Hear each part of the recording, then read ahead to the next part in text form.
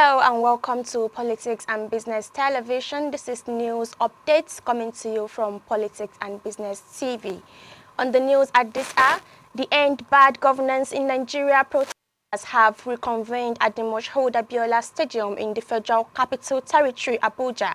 This is coming a few minutes after the protesters and journalists were tear gassed at the popular Beggar roundabout. Immediately after arriving at the stadium, the protesters chanted did not back down until the federal government met their demands. Speaking to journalists, a protester identified as Tari lamented the actions of officers. She stated that they remain resolute and wouldn't be intimidated by the actions of people. Another protester, Michael Zayi, said it is very bad when a child cries and the parent doesn't listen. The results are always not palatable. We are peaceful protesters. The issue behind is that if the president had listened to us, we would not have been in this situation. And now men of Kaduna State Police Command have barricaded the road leading to the government house in the state capital following the End Bad Governance protest, which turned violent on Thursday. A combined team of security operatives, including the police, civil defense, and state vigilance service members, mounted a barricade along the government house road to prevent hoodlums from accessing the area and surrounding communities. The police authorities have urged parents and guardians to restrain their wards from disturbing public protests, warning them to take such tendencies seriously. In a statement on Friday, the state police spokesman Mansur Hassan advised groups intending to protest to liaise with the Commissioner of Police to ensure a peaceful protest. Hassan noted that the protest was hijacked by hoodlums who attempted to gain access to the government house, injured 2 policemen and damaged a police armored personnel carrier. And now the Dangote Petroleum Refinery is going to need about 1.7 trillion naira worth of crude oil monthly following the directive of President Bola Tinubu mandating the Nigerian National Petroleum Company Limited to sell crude to the plants and other domestic refineries in Naira. On Monday, Tinubu directed NNPC to sell crude to the Dangote Refinery and other upcoming refineries in Naira.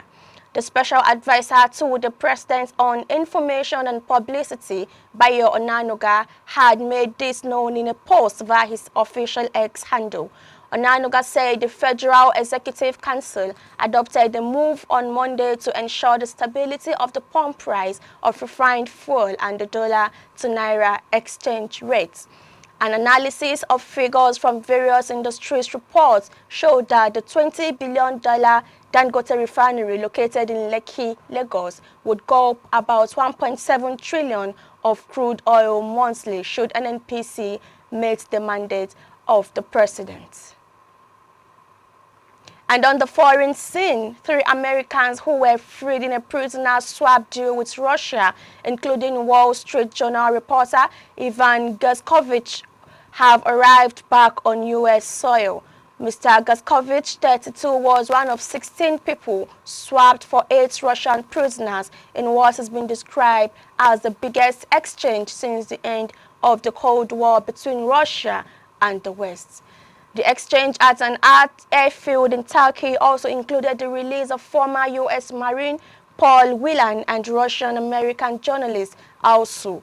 After touching down at Joint Base Andrews in Maryland, Mr. Gaskovich, Ms. Kumacheva, and Mr. Whelan emerged from the jet to cheers of those on the tarmac. All 3 were greeted by U.S. President Joe Biden and Vice President Kamala Harris before they embraced their families. They lingered on the tarmac for photographs and conversations between leaving the airbase within an hour, as did Mr. Biden and Ms. Harris motorcades. Speaking ahead of their return, Mr. Biden welcomed their release and declared their brutal ordeal over. He praised the role played by America's allies, particularly Germany and Slovenia, and hailed the release of Mr. Whelan, Mr. Auma, and also, as well as leading Kremlin critic Vladimir Kara-Murza as a feat of diplomacy. And now to sports, where fans are buzzing with anticipation over the exciting new signings and strategic moves that promise to add fresh dynamics to the competition as the Premier League gears up for the 2024-2025 season. From the high-profile transfers to emerging talent, clubs across the league have been busy strengthening their squads, aiming for glory. Arsenal's edition of Ricardo Calafiori, Aston Villa's acquisition of Amadou Onana and Ian Marston, and Chelsea's capture of Kenan Dewsbury Hall are just a few examples of the transformative signings that are set to make waves. This season is shaping up to be a spectacle of skill, strategy, and surprises, with every match day offering a potential game changer. The Premier League summer transfer window has seen an influx of talent that promises to redefine team dynamics and elevate the level of competition. Meanwhile, the 2024 summer transfer window for the Premier League opened on June 14 and will close at 11 p.m. UK time on Friday, August 30th. Thank you for watching. I am Idris Amina. Bye for now.